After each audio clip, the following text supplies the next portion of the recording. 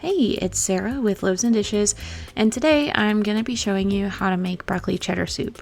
And I'm going to go ahead and forewarn you, if you don't like cheese, or if you were hoping that this was going to be a healthy soup, I'm just going to tell you to click away now. I put in a ton of cheese in this soup.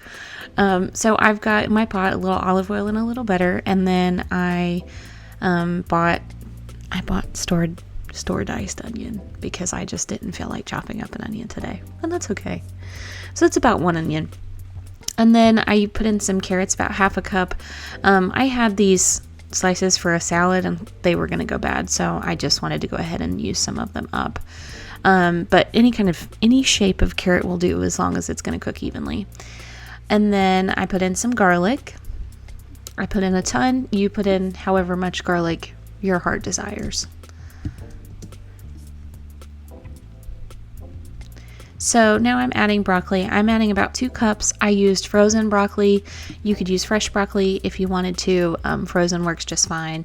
The frozen broccoli doesn't have, like when it's cooked, it doesn't have the same like bright green appealing color that fresh broccoli has, because I've made this soup with fresh and with frozen broccoli.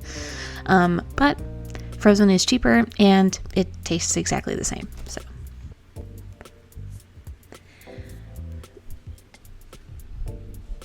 And I put that in my pot, and since it was frozen, I just wanted to let some of the ice cook off before I added in my stock.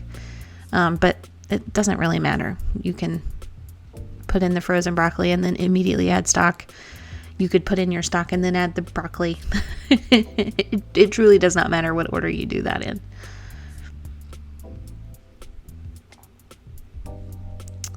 So now I'm adding my vegetable stock. I used a quart, and then I had a little bit extra, like a cup, that I just went ahead and put in there as well.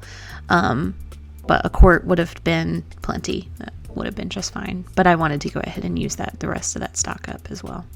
That's just vegetable stock. You could use chicken stock if you wanted. You could use beef stock. I guess that would be fine. You could use water, but you would want to heavily season it. I wouldn't recommend using water. I would go with the stock. You want to simmer that for about 30 minutes just to let all of the flavors come together.